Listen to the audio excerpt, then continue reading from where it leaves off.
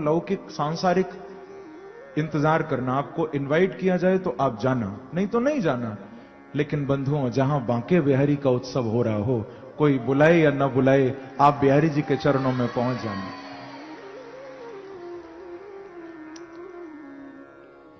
भगवान के उत्सव में जाने के लिए कोई निमंत्रण की जरूरत नहीं, क्योंकि भगवान का उत्सव हो रहा है, समझ लें, भगवान बुला रहे हैं।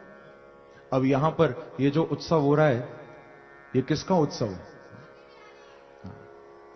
हमारे जालान परिवार निमित्त हैं इस उत्सव में। बार बार हमारे महावीर प्रसाद जालान जी मुझे यही कहा करते हैं कि गुरुजी, इसमें हमारा कुछ है ही नहीं। ऐसा लगता है कि बांके बिहारी बार बार प्रेरणा करते हैं कि मैं कोलकाता आना चाह रहा हूं, मुझे बुलाओ, मुझे बुलाओ। प्रभु आना चाह रहे हैं, ये तो प्रभु का उत्सव है। तो यहां तो बंधुओं कोई इनविटेशन की जरूरत नहीं, प्रभु के दरबार में कोई भी आ सकता है, सबके लिए खुला है। भोलेनाथ ने बड़ा समझाया, सती तुम मत जाओ, पर सती नहीं मानी, क्योंकि सती के अंदर यहां दो बातें हैं। एक तो यह सोच रही हैं कि मैं चली जाऊंगी तो शायद मेरे पति और पिता के बीच में जो झगड़ा है वो समाप्त हो जाएगा, कि चलो बेटी आ गई। और दूसरी बात यह है कि यज्ञ के बहाने अपने मां बाप से मिल लूंगी। दोनों बातें, क्योंकि दुहिता है ना, हमारे शास्त्रों में और भागवत में कई जगह बेटी को दुहिता कहा गया। क्या कहा? दुहिता। बेटी के लिए एक शब्द, एक नाम दिया गया, दुहिता। कई जगह आया, दुहिता पतमिच्छति। देहूति के लिए भी दुहिता शब्द का प्रयोग किया गया सुखदेव जी के द्वारा। तो बंधुओं, दुहिता कौन है? बेटा तो बेटा ही है, वो तो एक परिवार का भी हित कर दे तो बड़ी बात है, लेकिन बेटी दुहिता है जो दोनों परिवारों का हित करती है, अपने मां बाप के परिवार का भी और अपने सास ससुर के परिवार का भी। जो दो परिवारों का हित करे वो दुहिता है, यानी बेटी है। तो बेटी है ना सती। शिव ने समझाया, फिर भी मां बाप से प्रेम है, चली गई। और वहां जब गई हैं तो जैसा शिव ने कहा था वैसा ही हुआ। सती जी का बहुत अपमान हुआ बंधु। इनकी सबसे पहले तो बहनें मिली हैं, सामने आ गई, और बहनें सती जी को बहुत अपशब्द गोविंद का मायने कि सुख का साथी सब जगत, दुख का नामी कोई, दुख का साथी साइया केवल सतगुरु, केवल सतगुरु, केवल सतगुरु।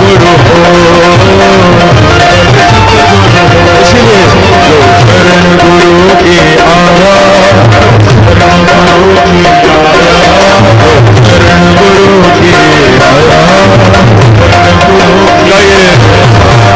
लोक सुखी परलोक सुखी, लोक सुखी परलोक सुखी, लोक सुखी परलोक सुखी, लोक सुखी परलोक सुखी, ओए लोक सुखी परलोक सुखी, लोक सुखी परलोक सुखी, लोक सुखी परलोक सुखी, लोक सुखी परलोक सुखी, लोक सुखी परलोक सुखी, लोक सुखी परलोक सुखी, लोक सुखी परलोक सुखी, लोक सुखी परलोक सुखी। बोलो सद्गुरुदेव भगवान की जय। श्री सुखदेव जी महाराज की जय। जय जय श्री राधे। तो बंधुओं, इस प्रकार से श्री सुखदेव जी महाराज गंगा के तट पर प्रकट हुए हैं। राजा ने बहुत स्वागत गुरुदेव का किया, और अंजलि में गंगा जल लेकर चरणों में डाला और चरणों का प्रक्षालन किया, चरण धोए। बाद में यही पूछा कि गुरुदेव आप मुझे कृपा करके बताएं, अतः पृच्छामि संसिद्धिम योगीनाम परमं गुरुम पुरुषस्येह यत्कार्यम म्रियमाणस्य सर्वथा। गुरुदेव आप बताइए कृपा करके कि म्रियमाण पुरुष का क्या कर्तव्य होना चाहिए, यानी जो मृत्यु के निकट बैठा है वो क्या करे,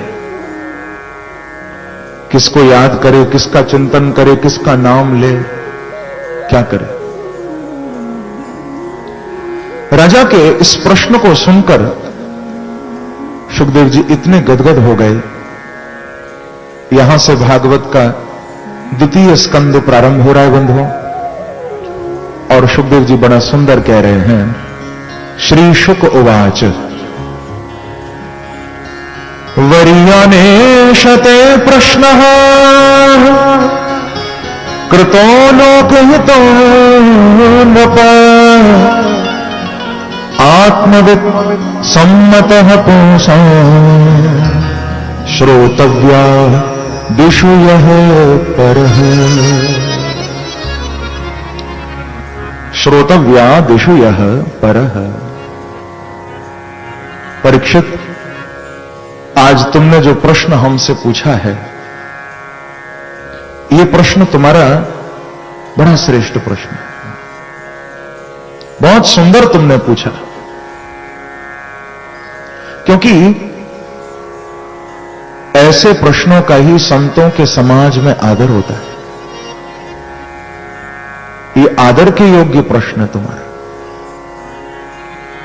और उसका कारण इतना सा है परीक्षित कि तुमने ये अपने स्वार्थ के लिए नहीं पूछा, लोक हितम कृतः। ये जो तुमने प्रश्न किया है ये अपने लिए नहीं, लोक हितम कृतः, यानी सारे संसार के हित के लिए तुमने पूछा, खाली अपने लिए नहीं। बंधुओं, हम लोग तो कभी कभी इतने अभागे हो जाते हैं कि महापुरुषों के चरणों में जाकर संसार के हित की बात तो दूर, हम तो अपने हित की बात भी नहीं कर पाते। महापुरुषों के चरणों में जाकर भी वही मकान, वही दुकान, हाय बेटा, हाय बेटी, हाय परिवार, उसी में व्यक्ति लगा रहता है। कभी आत्म कल्याण के लिए भी कोई अच्छी बात हम नहीं पूछ पाते, फंस जाते हैं। यदि तुम्हारा प्रश्न दिव्य होगा तो बंधुओं उत्तर भी तुमको जरूर मिलेगा। अब प्रश्न ही तुम्हारे बेकार होंगे तो जवाब कैसे मिलेगा। मैंने सुना एक महात्मा के पास कोई व्यक्ति आया था, बड़ी जल्दी में था, पर उसका प्रश्न बहुत अच्छा था। ध्यान देकर सुनिएगा सब। संत के चरणों में आकर उसने हाथ जोड़कर ये निवेदन किया कि महाराज जी, मेरे पास टाइम थोड़ा कम है, आप जल्दी से मेरे एक प्रश्न का उत्तर दे दीजिए। संत ने कहा पूछो। बोले आप मुझे जल्दी से बता दीजिए कि भगवान कैसे मिलेंगे। प्रश्न तो अच्छा था पर थोड़ी जल्दी थी, क्योंकि वैसे भी आजकल लोग बड़े कमबख्त हो गए हैं। चिंता नहीं करो, किसी को अपशब्द नहीं बोल रहे, लोग कम वक्ती तो हो गए हैं। वक्त बहुत कम है सबके पास, टाइम की बहुत कमी है। और बात भी सही है, समय तो प्राइसलेस है। आप कितना भी पैसा खर्च करके हर वस्तु संसार की कमा सकते हो, लेकिन समय नहीं कमाया जा सकता। समय तो बड़ा लिमिटेड है, जितना मिला है उतना ही, ज्यादा नहीं। हम लोग समय की कीमत समझें। ये तो सब कहते हैं कि समय कम है, समय कम है, हमारे पास टाइम ज्यादा नहीं, पर हम ये तो देखें कि वो समय हमारा जा कहां रहा है। समय की कमी हो क्यों रही है जीवन में? कहां जा रहा है टाइम? जहां से न कुछ मिलना है, न जीवन में कुछ पाना है, न कुछ लाभ होना है, वहां हमारा समय जा रहा है। पर मैं कहूंगा बंधुओं कि आप सब लोग बड़े भाग्यशाली हो जो अपना समय बांके बिहारी को देने यहां बैठ गए हो। जिसने तुमको जीवन दिया है, तुम उसको थोड़ा सा समय दे रहे हो, बड़ी बात है। आज नहीं तो समय कहां हमारे पास? टाइम की कमी। लेकिन व्यर्थ में समय को बर्बाद नहीं करना। गाड़ी निकल गई तब घर से चला मुसाफिर। गाड़ी निकल गई तब घर से चला मुसाफिर, मायूस हाथ मलता वापस बेरंग आया। गाड़ी निकल गई तब घर से चला मुसाफिर, मायूस हाथ मलता वापस बेरंग आया। क्षमा बुझ गई तब महफिल में रंग आया, जीवन नहीं रहा तब जीने का ढंग आया। प्रेम से कहिए श्री राधे। जब समय निकल जाता है पूरा, तब हमको लगता है कि हम तो ठीक से जी नहीं पाए। जब समय था तब ये बात समझ नहीं आई। तो वो व्यक्ति बड़ी जल्दी में संत के पास आया, कहा मुझे जल्दी बताओ महाराज भगवान कैसे मिलेंगे। संत ने कहा तू इतना उतावला क्यों होता है, इतनी दूर चल के आया, थोड़ी देर बैठ, थोड़ा सांस ले, इतनी भी क्या जल्दी। बोले नहीं महाराज मेरे पास बिल्कुल टाइम नहीं है। संत ने समझाया कि देख 2 मिनट तो तुझे बैठना पड़ेगा। क्यों? उस फकीर ने कहा कि क्योंकि मेरा चाय पीने का समय है इस वक्त, अगर तू वेट कर सके तो एक चाय तुझे भी पिला दूंगा, थोड़ी देर रुकना पड़ेगा। अब वो व्यक्ति सोच रहा है कि टाइम तो नहीं है मेरे पास, लेकिन अब ये जिद करते हैं तो ठीक है। कह दिया कि ठीक है आप बनाओ चाय, पर जल्दी। फकीर ने कहा कि यहां जल्दी का कोई काम नहीं है, चाय भी आराम से बनेगी, बैठना हो तो बैठ, जल्दी किस बात की। अब महाराज फकीर चाय बना रहा है कुटिया में। अब फकीर बना रहा है तो उसका अपना तरीका है, एक एक कदम आगे बढ़ता है चाय बनाने की उस प्रोसेस में, और फिर बीच बीच में प्रभु का नाम गाता है, श्री राधे, हरि बोल, हरि बोल, बार बार रुक जाता है। उधर वो जो व्यक्ति पूछने आया था वो घड़ी देखता है कि इसकी चाय न हुई, न जाने क्या हो गया, बनने का नाम ही नहीं लेती, बनाया जा रहा है, बनाया जा रहा है। बार बार आवाज लगाता है, अरे महाराज तुम्हारी चाय बनी या नहीं बनी। संत कहता है बस बनने वाली है, बैठो थोड़ी देर। बहुत देर में उसने चाय बनाई बंधुओं, और एक खाली प्याला, एक कप लेकर आया, उस व्यक्ति को पकड़ाई और फिर चाय लेकर आया। कहा कि अपना कप आगे करो, मैं चाय डालूंगा। उस व्यक्ति ने अपना कप आगे किया, फकीर उसके कप में चाय डालने लगा। अब डालता जा रहा है, डालता जा रहा है चाय, प्याला पूरा ऊपर तक भर गया चाय से, फिर भी फकीर रुक नहीं रहा और चाय डालता जा रहा है। चाय नीचे गिरने लगी। उस व्यक्ति ने कहा कि आप देख रहे हो या नहीं, क्या अंधे हो, आपको दिखाई नहीं देता, प्याला पूरा भर गया फिर भी चाय डाले जा रहे हो, रुक जाओ, चाय नीचे गिरती है। इतना सुनते ही फकीर ने कहा कि बेटा मैं चाय नहीं डाल रहा प्याले में, मैं तेरे प्रश्न का जवाब दे रहा हूं। तूने कहा था भगवान कैसे मिलेंगे, यही उसका जवाब है। जैसे प्याला भरा हुआ है तो चाय और डालने का कोई फायदा नहीं, तेरा मन भी संसार से भरा हुआ है, तो परमात्मा कैसे तेरे मन में आएंगे। थोड़ा अपने प्याले को खाली कर तो बांके बिहारी तेरे प्याले में आ जाएंगे। तूने इतना अपने आप को भर रखा है कि सबके लिए जगह है और भगवान के लिए जगह नहीं तेरे अंदर।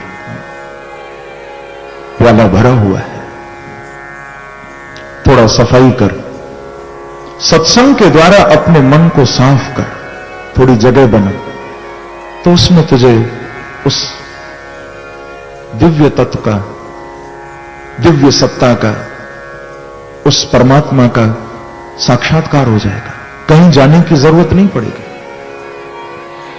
यहां भी श्री सुखदेव जी महाराज कह रहे हैं, परीक्षित तुम भाग्यशाली हो, तुमने सारे संसार के हित के लिए प्रश्न किया। तुमने पूछा कि मरने वाले को क्या करना चाहिए। राजन, खाली तुम मरने वाले नहीं हो। सुखदेव जी भागवत में कह रहे हैं, हर व्यक्ति मृत्यु के मुख के निकट बैठा है। निद्रया ह्रियते नक्तम व्यवाये न चवावय दिवाचार्थे हया राजन कुटुंब भरने नवा। सब मौत के करीब बैठे। कौन ऐसा है जो मृत्यु के करीब नहीं है। परीक्षित, तेरे ऊपर तो भगवान ने इतनी कृपा कर दी। देख, तुझे मालूम चल गया कि अभी तेरी मृत्यु में 7 दिन का समय है, 7 दिन से पहले नहीं मरेगा। पर संसार के और लोगों को तो 7 सेकंड का भी भरोसा नहीं है, कब जाने का समय आ जाए। आपने शायद नाम सुना होगा, एक फकीर हुए जिनका नाम था चरणदास। क्या नाम था? बहुत अद्भुत फकीर हुए। चरणदास जी की एक बड़ी प्रधान शिष्या थी जिनका नाम था सहजोबाई। सहजोबाई के पद, इनके उपदेश बड़े सुंदर हैं। तो एक घटना घटी थी। सहजोबाई जो थी, राज परिवार से उनका संबंध था, बड़े घर में जन्म हुआ था। और बड़े घर में जन्म हुआ तो शादी भी बहुत बड़े घर में हुई। सहजोबाई शादी के बाद डोली में बैठकर विदा हो रही हैं। ध्यान देकर सुनना। आगे घोड़े पर इनका पति, अभी अभी शादी हुई है, घोड़े पर बैठकर आगे आगे वो जा रहा है। पीछे सहजोबाई की डोली है, जा रही है विदा होकर। रास्ते में संत चरणदास जी का स्थान पड़ा। अपने टीले के ऊपर धूनी रमा के चरणदास जी बैठे थे, भजन कर रहे थे। सहजोबाई ने जब देखा, लोगों ने कहा कि बेटी, ये बहुत बड़े संत हैं, अब तुम नए जीवन में प्रवेश करने जा रही हो, इनका आशीर्वाद ले लो, बहुत पहुंचे हुए महात्मा हैं। सहजोबाई ने कहा कि ऐसी बात है तो अब मेरा नया जीवन शुरू हो रहा है, मैं जरूर आशीर्वाद लूंगी। सहजोबाई डोली से उतरी, चरणदास जी के चरणों में प्रणाम किया, माथा टेका, हाथ जोड़े, आंखें बंद किए बैठे। सहजोबाई ने कहा कि ये तो आशीर्वाद नहीं देते, ये तो आंखें बंद किए बैठे। तो कहा कि बाबा, मेरी शादी हुई है और मैं अपने नए घर जा रही हूं, मुझे आशीर्वाद तो दे दो। चरणदास जी ने आंखें खोली पर बोले नहीं कुछ भी, देख रहे। बाबा, आप आशीर्वाद दे दो मुझे, मैं जा रही हूं। बार बार कहा, बाबा मैं जा रही हूं, जा रही हूं। जब कहा जा रही हूं, चरणदास जी के मुख से ये शब्द निकला कि क्यों बोलती है बार बार जा रही हूं, जा रही हूं, सबको ही तो जाना है यहां से। कि जाना है रहना नहीं, मरना विश्व बीस। जाना है रहना नहीं, मरना विश्व बीस। सहजो तन को सुहाग पे, तन काहे गुथाओ शीस। चरणदास जी बोले कि बेटी क्यों कहती है बार बार जाना है जा रही हूं। अरे सबको ही जाना है भैया, यहां से कोई यहां रहने नहीं आया, हम सब जाने वाले हैं बेटी। कोई आगे जाएगा, कोई पीछे जाएगा, सब यहां से चले जाएंगे। थोड़े समय के लिए ये सब नाटक संसार का हो रहा है, ये शादी ब्याह सब थोड़ी देर का खेल है, सबको जाना है यहां से। इधर तो चरणदास जी ने उपदेश किया और उधर इनका जो दूल्हा था उसका जो घोड़ा वो खंबे से कहीं टकराया, नीचे गिरा इनका पति और प्राणांत हो गया उसका। पति वहीं मर गया। अभी अभी तो उपदेश मिला और सामने देख भी लिया कि जाना है, रहना नहीं। सहजोबाई को ऐसा वैराग्य हो गया कि फिर उस दिन के बाद गुरु के चरणों को छोड़ के कदम आगे नहीं बढ़े। दूर पास में अपनी कुटिया बना के वहीं सहजोबाई ने पूरा जीवन भजन किया और अंत में बांके बिहारी के चरणों को पा लिया। क्योंकि जाना है, रहना नहीं। यही हकीकत है जीवन की। सब जाने के लिए आए हैं, रहने के लिए थोड़ी आए हैं। रहना होता तो हमेशा रह लेते, जाना है। यही बात शुभदेव जी कह रहे हैं। परीक्षित, सबको निकलना है, ये तो किराए का मकान है, खाली करना पड़ेगा। चला चल मुसाफिर ये जग है सराय, सराय में काहे को डेरा जमाए। जैसे धर्मशाला होती है ना, थोड़े दिन तो रुकते हो जाके। अब ऐसा तो नहीं है कि धर्मशाला में आप हमेशा के लिए ठहर जाओ। जब तक पैसा होगा आप देते रहोगे, वहां रुकोगे। एक दिन खाली करनी पड़ेगी। संसार भी धर्मशाला है, यहां भी थोड़े दिन रुकना है, फिर जाना है। शुभदेव जी कहते हैं परीक्षित, 3 काम करते रहो तो आनंद में रहोगे। और ये 3 काम बड़े दिव्य बताए हैं कि तस्माद् भारत सर्वात्मा भगवान ईश्वरो हरि श्रोतव्यः कीर्तितव्यश्च स्मर्तव्यश्च क्षताभयम् यदि अभयम इच्छिता। परीक्षित, यदि तुम अभय होना चाहते हो, देखो मेरे बांके बिहारी परीक्षित को डरा नहीं रहे, अभय कर रहे हैं। सुखदेव बनकर परीक्षित जी उनके भय को आज दूर किया जा रहा है। और कोई होता तो शायद डरा देता कि तुम मरने वाले हो, तुम्हें ये करना चाहिए, तुम्हें वो करना चाहिए, मैं ऐसा तंत्र बताऊं, ऐसा मंत्र बनाऊं, दुनिया भर का जादू टोना, ये करो वो करो। सुखदेव जी कुछ भी नहीं बता रहे। इन्होंने कह दिया कि परीक्षित, मैं कोई चमत्कार नहीं दिखाऊंगा, मैं कुछ ऐसा नहीं करूंगा कि तक्षक तुझे डसने ना आए, तुझे मरना ना पड़े। मरना तो पड़ेगा, तक्षक डसने आएगा। मैं कोई चमत्कार नहीं दिखा सकता, लेकिन इतना भरोसा है परीक्षित कि तुझे 7 दिन में चमत्कार नहीं पर बांके बिहारी का साक्षात्कार जरूर करा दूंगा, भगवान से तुझे मिला दूंगा। और उसके लिए 3 काम। श्रोतव्य है, जितना हो सके भगवान का श्रवण करो, सुनो भगवान के बारे में। या तो कथा सुनो या उनका नाम सुनो, पर सुनो। कीर्तितव्यश्च, यदि कोई सुनाने वाला ही न मिले, भाई सुनोगे तो तब जब कोई सुनाने वाला होगा। कोई सुनाने वाला न मिले तो फिर बैठकर तुम गाओ, तुम सुनाओ ना औरों को, आप गाना शुरू करो। कीर्तितव्यश्च, भगवान का कीर्तन करो, भगवान का नाम गाओ। और मैं कहूंगा कि यदि सुनाने वाला भी कोई न मिले, सुनने वाला भी कोई न मिले, तो फिर अकेले बैठ के स्मर्तव्य है, स्मरण करो भगवान का। ये 3 काम बताए हैं सुखदेव जी ने।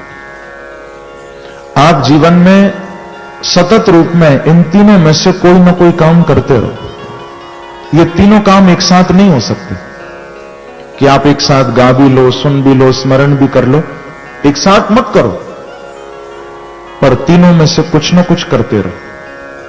स्मरण करते रहो या कीर्तन करते रहो, कोई सुनाने आए तो श्रवण करते रहो, पर भगवान से जुड़े रहो, सीधी सी बात है। क्योंकि जब जब परमात्मा से दूर जाओगे तब तक जीवन में परेशानी आएगी। भगवान से जुड़ के रहो, परमात्मा के निकट रहो, क्योंकि उसकी कृपा से ही तो सब यहां जी रहे हैं। मैं कहा करता हूं, मेरे आने पे हैरानी न हो तो मैं आ जाऊं, परेशानी न हो तो। मेरे आने पे हैरानी न हो तो मैं आ जाऊं, परेशानी न हो तो जरा में होश ठिकाने आ जाएं, अगर उसकी मेहरबानी न हो तो। उसकी कृपा न हो, उसकी मेहरबानी न हो तो एक पल में होश ठिकाने आ जाए। इसीलिए जो जीवन दे रहा है उससे जुड़ के रहो हमेशा। प्रेम से कहिए श्री राधे, श्री राधे। सुखदेव जी ने दिव्य उपदेश किया।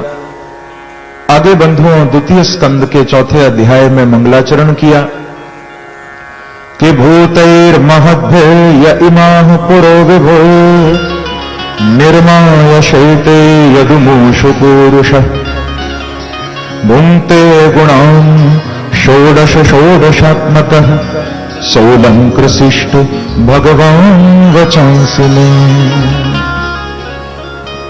सुंदर सुखदेव जी महाराज मंगलाचरण करते हैं। पद्मकल्प की सृष्टि का वर्णन परीक्षित को करते हैं, जिसमें ब्रह्मा के तप का वर्णन है। भगवान के द्वारा ब्रह्मा जी को चतुश्लोकी भागवत का उपदेश मिला, वो प्रसंग सुनाया। भागवत के 10 लक्षणों का वर्णन किया। यहां से तृतीय स्कंद प्रारंभ हो रहा है और जिसका लक्षण है सर्ग। इसमें सृष्टि क्रम का बड़ा विस्तार हुआ है। सबसे पहले विदुर और उद्धव संवाद सुनाया गया। विदुरोद्धव संवाद सुनाने के बाद फिर विदुर और मैत्रेय संवाद सुनाया गया। सुखाय कर्माणि करोति लोको नतैः सुखम वान्यदुपारवं वा, जिसमें विदुर जी महाराज संत मैत्रेय ऋषि के चरणों में अनेक जिज्ञासाएं रखते हैं भागवत में, और उनका समाधान भी मैत्रेय ऋषि के द्वारा होता है। जहां सृष्टि विषयक प्रश्न भी किए गए, तो मैत्रेय ऋषि ने बताया कि भगवान संसार को बनाते हैं, उनके अंदर ये भाव जागृत होता है कि एकोहम बहुश्यामः।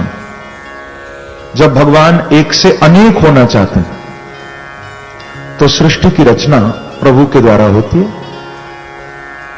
जिसमें अंडज, उद्भिज, स्वेदज, जरायुज, इन सब अनेक प्रकार की सृष्टियों का वर्णन सुखदेव जी ने किया।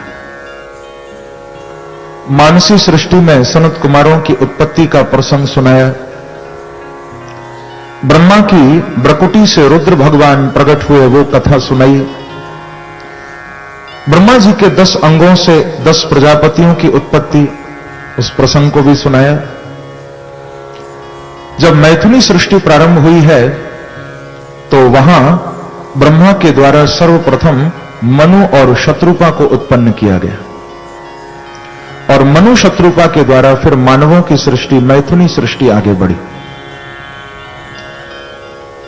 मेरे प्रभु ने एक अवतार लिया यहां, बड़ा सुंदर। ब्रह्मा जी की नासिका से एक छोटे से कीट के रूप में प्रकट हुए और फिर विशाल रूप धारण किया। ये कौन सा अवतार हुआ? ये वाराह अवतार हुआ है। बोलो वाराह देव भगवान की जय। वाराह बन के प्रकट हुए। रसातल में गए हैं, हिरण्याक्ष से भगवान का युद्ध हुआ और भीषण युद्ध करके हिरण्याक्ष का उद्धार करके पृथ्वी भगवान लेकर आए। रसातल से पृथ्वी लाकर भगवान ने ब्रह्मा जी को दी और ब्रह्मा जी ने वो पृथ्वी श्री मनु जी को दी। मनु जी ने फिर मानवों की सृष्टि का विस्तार किया। मनु जी की 5 संतान थी। इनके 2 बेटे थे, प्रियव्रत और उत्तानपाद। 3 इनकी बेटियां थीं, आकुति, देवहूति और प्रसूति। भागवत में सबसे पहले मनु जी के अन्य पुत्रों के प्रसंग नहीं आए, बेटियों की कथा आई है और उसमें भी जो बीच की इनकी कन्याएं हैं जिनका नाम है देवहूति। भागवत में सर्वप्रथम श्री देवहूति जी की कथा आई है। देवहूति बड़ी साध्वी हैं और सर्वगुण संपन्न है। इनका विवाह ब्रह्मा के छाया पुत्र श्री कर्दम ऋषि के साथ हुआ।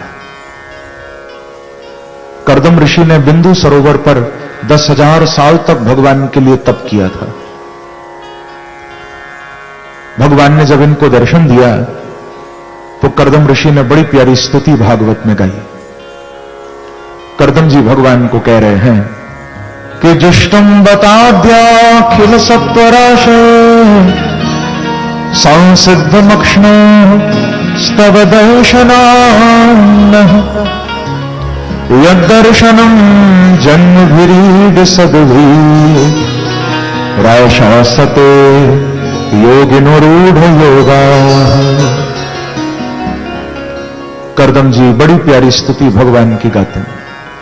थोड़ा ध्यान देकर सुनिएगा। भगवान कर्दम जी को बोले कि महाराज आप हमसे कोई वरदान मांगिए। आपने 10,000 साल हमारा तप किया, हम आपको कुछ देना चाहते हैं, मांगिए। कर्दम जी कहते हैं कि भगवान क्या मैंने आपसे कुछ मांगने के लिए तप किया था जो आप कहते हो कि मैं मांगू? मेरे अंदर कोई इच्छा ही नहीं थी। मैंने जो तप किया था वो केवल आपको देखने के लिए किया था। ध्यान देना, हम लोग भगवान का भजन करते हैं तो उनसे मांगने के लिए करते हैं, पर सच्चा भक्त वो है जो मांगने के लिए भजन न करे, जो उनको देखने के लिए भजन करे, उनको पाने के लिए भजन करे। हमारा प्रेम कई तब रहित हो जाए, कपट रहित हो जाए। कर्दम जी कहते हैं मुझे कुछ भी नहीं चाहिए आपसे, मेरे अंदर कोई इच्छा ही नहीं थी, क्या मांगू? लेकिन भगवान कहते हैं कि आप नहीं मांगते तो फिर मैं दे रहा हूं, वो ले लो। कर्दम जी ने कहा कि आप खुद दे रहे हो तो वो तो प्रसाद है, वो तो लेना ही पड़ेगा मुझे। आप स्वयं दे रहे हो तो दे दो। तो भगवान कहते हैं कि हम आपको यह आशीर्वाद दे रहे हैं महाराज कि आज से तीसरे दिन आपकी कुटिया पर मनु जी अपनी बेटी देवहूति को लेके आएंगे और आपके आगे शादी का प्रस्ताव रखेंगे। तो हमारा आशीर्वाद है कि आप शादी के लिए हां कर देना और शादी कर लेना, ये हम आपको दे रहे हैं। कर्दम जी बोले कि प्रभु आप मुझे कुछ दे रहे हो या संसार में फंसा रहे हो? ये कैसा वरदान? आप कहते हो मैं शादी कर लूं, ये कोई वरदान हुआ? प्रभु मेरे ऊपर कृपा करो, ऐसा वरदान मुझे नहीं चाहिए कि मैं शादी कर लूं, संसार में फंस जाऊं, आपको भूल जाऊं। मुझे ये नहीं चाहिए आपसे। कर्दम ऋषि घबरा गए। लेकिन देखो जरा, बांके बिहारी कहते हैं कि महाराज आपको शादी करनी पड़ेगी, ये मेरी आज्ञा है। अरे प्रभु लेकिन बताओ तो सही कि आप मुझे शादी करने के लिए इतना फोर्स क्यों करते हो? आप इतना मुझे क्यों कह रहे हो, क्यों शादी करूं? तो बांके बिहारी कहते हैं आप इसीलिए शादी करो क्योंकि आप शादी करोगे तो आपका बेटा बन के आने का मन मेरा हो रहा है। मैं चाहता हूं कि आपका पुत्र बन के मैं आ जाऊं, और ये तभी होगा जब आप शादी करोगे। एक बार कहिए श्री राधे। श्री राधे। बंधुओं, हम लोग कहते हैं कि भगवान आते नहीं, भगवान मिलते नहीं। यदि तुम्हारा जीवन अच्छा होगा, आपका चरित्र सच्चा होगा, तो आपको बुलाना भी नहीं पड़ेगा। आपके घर के आंगन में आने के लिए मेरे बांके बिहारी स्वयं मचल जाएंगे। जैसे यहां करदम जी ने नहीं कहा कि मेरे बेटे बनो, भगवान कह रहे हैं कि सहाहं श्वास कलया त्वदवीरेण महामुने तव क्षेत्रे देवहूत्या प्रणश्ये तत्व संहिता। भगवान स्वयं कहते हैं कि आप यदि विवाह करोगे तो मैं देवहूति मैया के गर्भ से ज्ञानावतार लेके आऊंगा, कपिल बन के प्रकट हो जाऊंगा। बड़े प्रसन्न हो गए, बोले प्रभु आप बेटा बन के आओगे तब तो मैं जरूर शादी करूंगा। बाद में फिर विवाह हुआ, मनु जी आए, देवहूति को लेकर शादी का प्रस्ताव रखा, ये विवाह के लिए तैयार हुए। बहुत आनंद के साथ विवाह संपन्न हुआ। दोनों का जीवन भी बड़ा अद्भुत था। करदम जी भजन करते थे और देवहूति जी खूब सेवा करती थी। इनके गृहस्थ में कोई क्लेश नहीं, कोई अशांति नहीं, बहुत आनंद।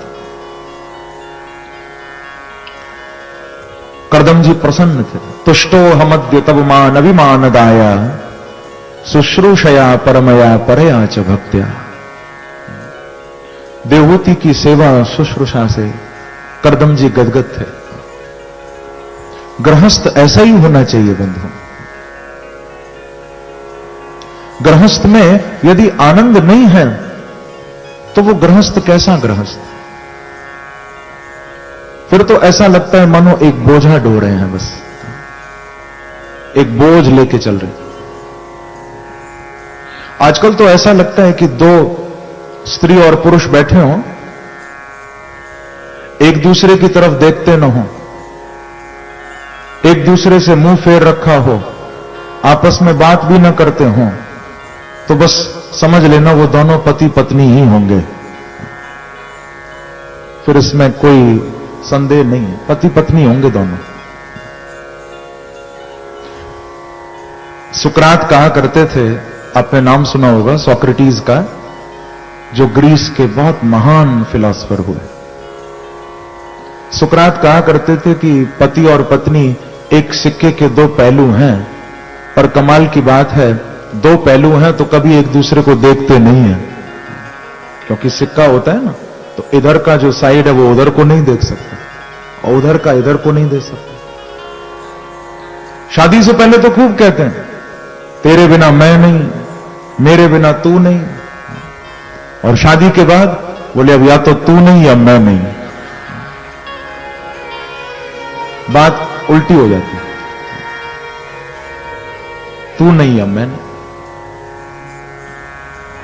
मैंने सुना एक पति और पत्नी में थोड़ा विवाद हो गया था, किसी बात को लेकर झगड़ा हुआ, कई दिनों तक बातें नहीं हुई आपस में।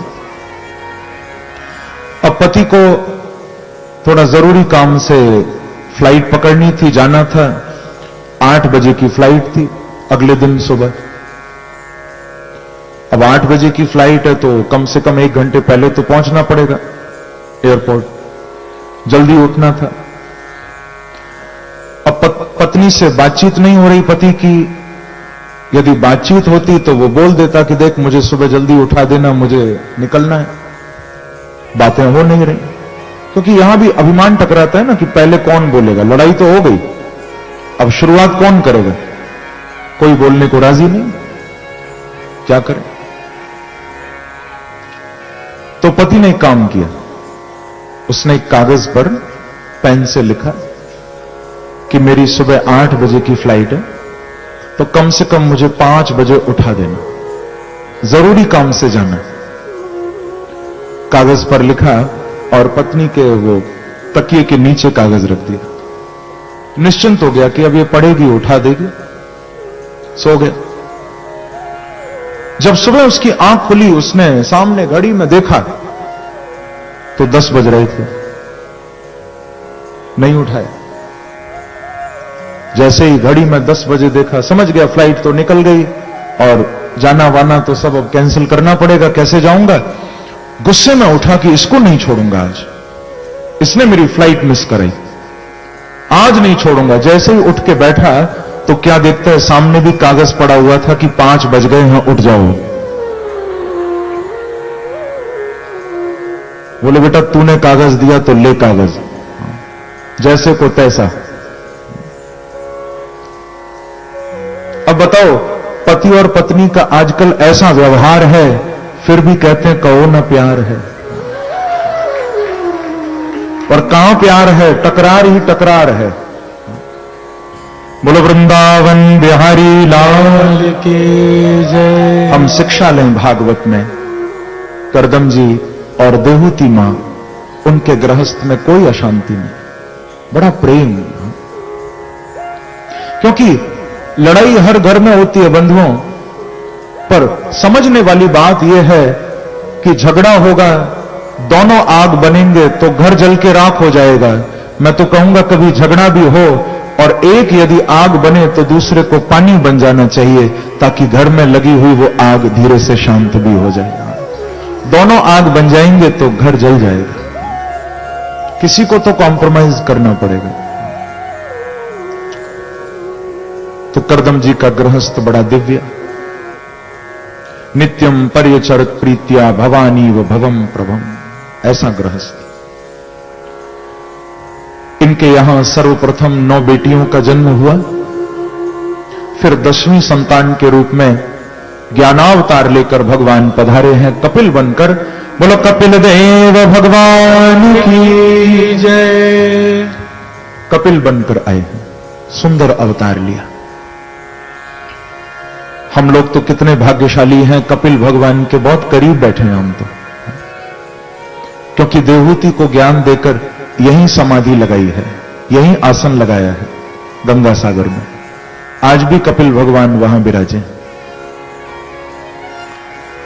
सबसे पहले तो अपनी बहनों के विवाह अलग अलग प्रजापतियों के साथ करवाए। उसके बाद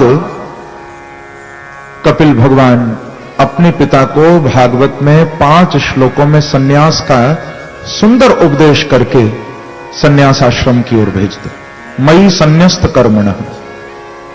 पिताजी अब समय हो गया है, संसार आपको छोड़े, इससे अच्छा है आप समय से संसार को छोड़ के निकल जाओ। वो बेटर है, वो ज्यादा अच्छा है। दुनिया तुमसे कुछ छीने, इससे अच्छा है कि तुम दुनिया को ही छोड़ दो।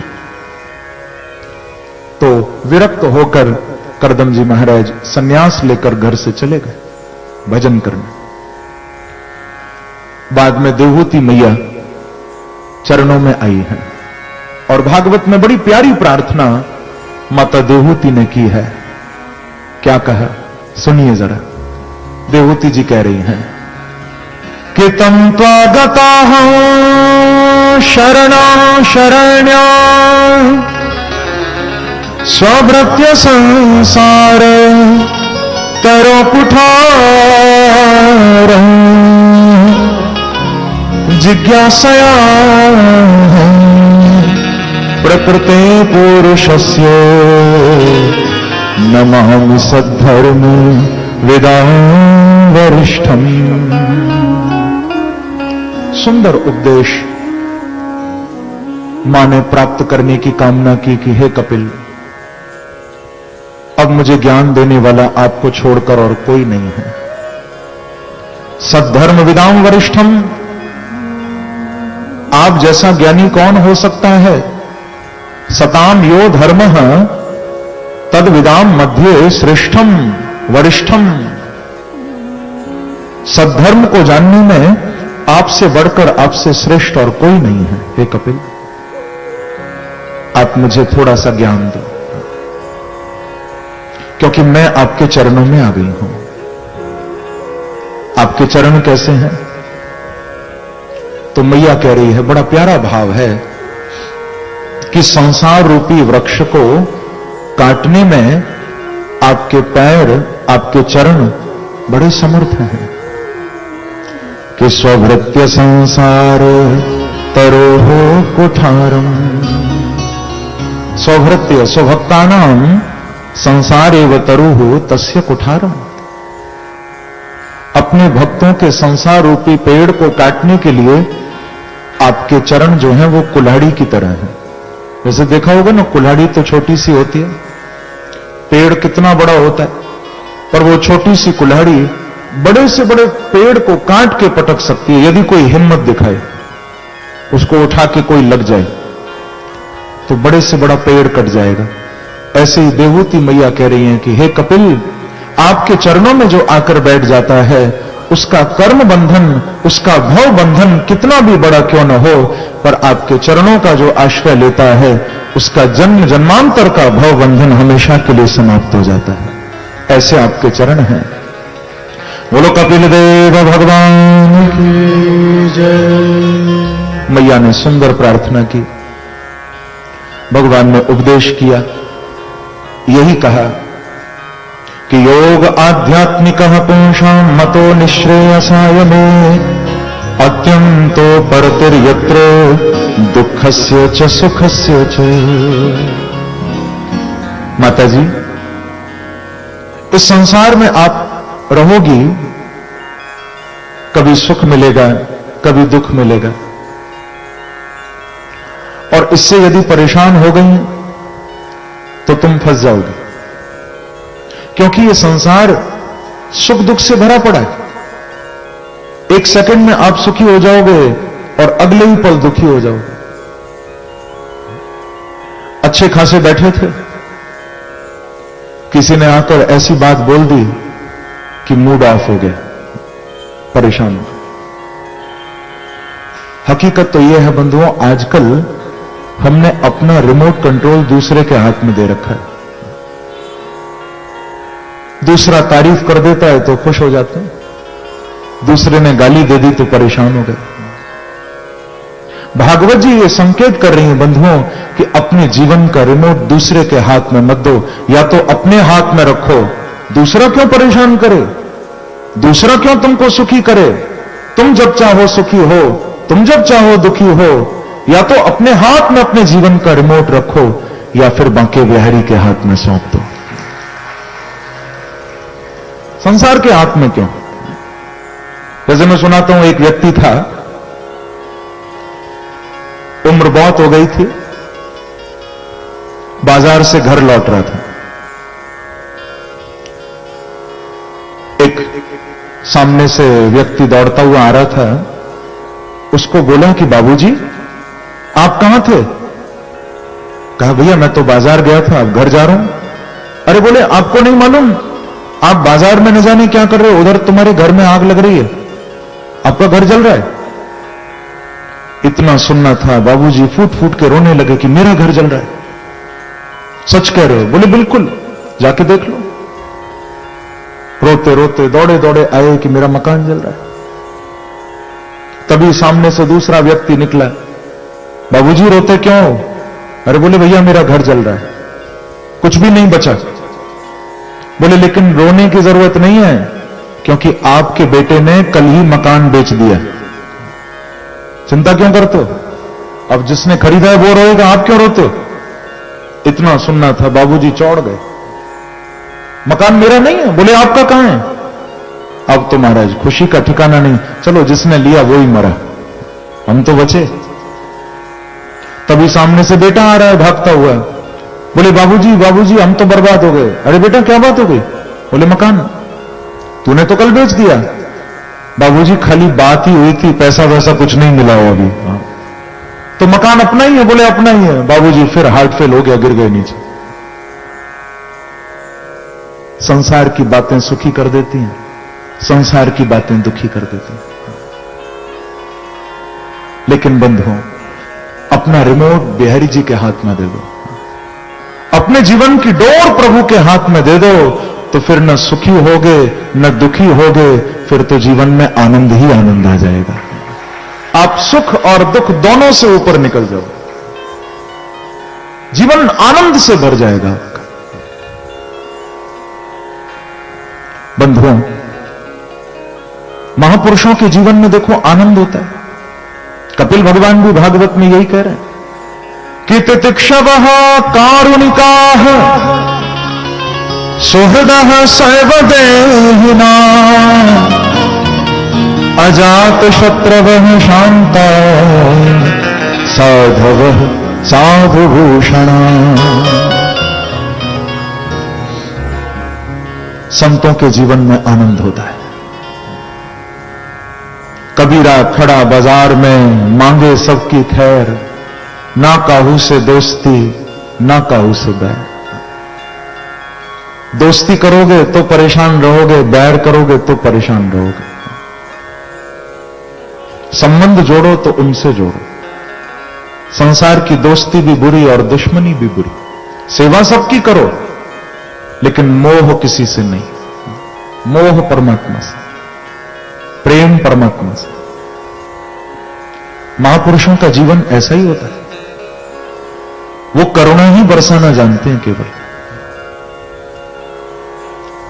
आपके बंगाल के कितने बड़े महान संत हुए, कलि पावनावतार श्री चैतन्य महाप्रभु जी, जिन्होंने अपने उपदेशों में कितनी शिक्षा दी। महाप्रभु जी की शिक्षा पर कोई चले तो उसे इसी जीवन में परमात्मा मिल जाए। चैतन्य महाप्रभु ने कहा कि तृणादपि सुनीचेन तरोरपि सहिष्णुना अमानिना मानदेन कीर्तनी सदा हरे। महाप्रभु जी कह रहे हैं, भैया संसार में रहो तो बड़े बनकर मत रहो। हम लोग बड़े बनकर रहना चाहते,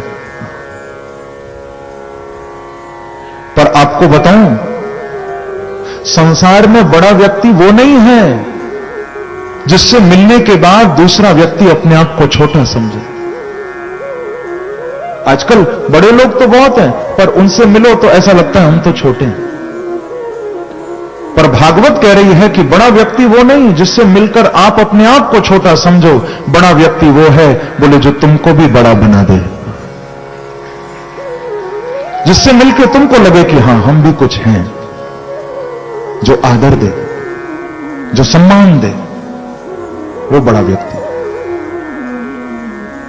चैतन्य महाप्रभु कहते हैं कि तृणादपि सुनीचेन, संसार में ऐसे रहो कि तिनके से भी छोटे बन जाओ। क्या ऐसा हो सकता है? क्या तिनके से भी छोटा कोई बन सकता है? तृणाद अपि सुनीचेन, न तो नीचे न अपितु सुनीचेन, तिनके से भी बहुत छोटे बन जाओ, बहुत छोटे। क्योंकि ध्यान रखना, तिनका भी किसी की आंख में चला जाए तो जीना मुश्किल कर देता है। एक छोटा सा तृण किसी की आंख में चला गया तो वो तड़पेगा, वो ठीक से चैन से रह नहीं पाएगा जब तक वो तिनका निकलेगा नहीं आंख से। तो इसका मतलब है तिनका भी किसी को कष्ट दे सकता है। महाप्रभु जी कहते हैं तुम इतने छोटे बन जाओ कि तुम्हारे द्वारा संसार में किसी को तकलीफ ना हो कभी। तिनके से भी छोटे बन जाओ। तृणाद अपि सुनीचे, अब कष्ट न दो किसी को, उसके लिए तो तिनके से भी छोटे बन जाओ। पर तरोर अपि सहिष्णुना, जहां दूसरों की मदद करने की बात आए, जहां दूसरों को थोड़ा हेल्प करने की बात आए, तो वहां पर तो भैया फिर पेड़ से भी बड़े बन जाओ। जैसे आपने देखा, पेड़ जीवन भर देता ही रहता है, फल भी देता है, फूल भी देता है, छाया भी देता है, देता ही देता है। वृक्ष कभी किसी से कुछ लेता नहीं है, देता ही देता है। और ऐसे ही बंधुओं, आप भी देने की वृत्ति रखो। दिया करो। मैं तो कहूंगा कुछ और ना भी दे सको तो कम से कम जो तुम्हारे सामने आए उसे हरि के नाम का दान तो देते रहा करो। राधे राधे कह दिया करो, हरि बोल कह दिया करो। नाम का दान बहुत बड़ा दान है। इसीलिए तो चैतन्य महाप्रभु जब किसी के द्वार पर जाते थे तो वो भी झोली फैलाकर कहते थे कि भाई मुझे भिक्षा दो, क्योंकि व्रत आश्रम में थे।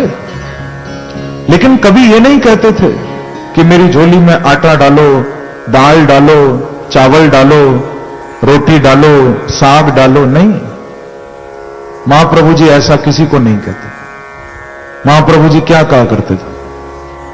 वो कहते थे भैया यदि मुझे भिक्षा भी देनी है तो बस एक चीज की भिक्षा दे दो। किस चीज की?